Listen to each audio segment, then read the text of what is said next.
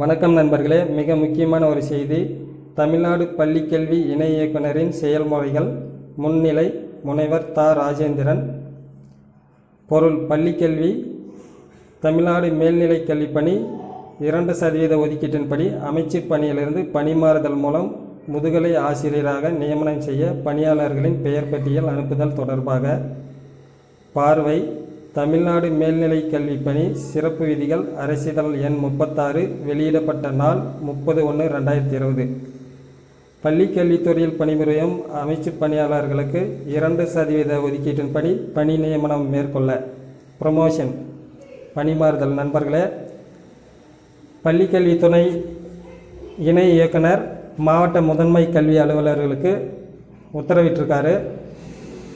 இளநிலை உதவியாளராக பணிபுரிபவர்கள் 2% ஒதுக்கீட்டின் அடிப்படையில் கருணை அடிப்படையிலும் லிஸ்ட்டு வெளியிட்டிருக்காங்க. அவங்க லிஸ்ட்டு போய் பார்த்துக்கோங்க இணையதளத்தில்.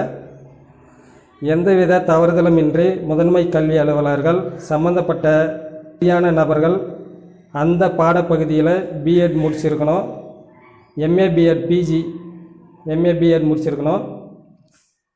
எக்ஸல் சீட்டில் ஒரிஜினல் சான்றோட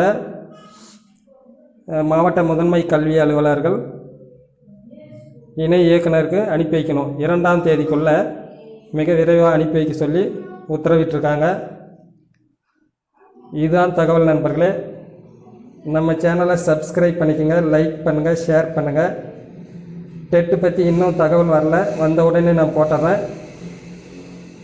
2 தினங்களுக்கு முன்பே வரதாக தான் இருந்தது, என்னன்னு தெரியல, காலதாமதமாகுது.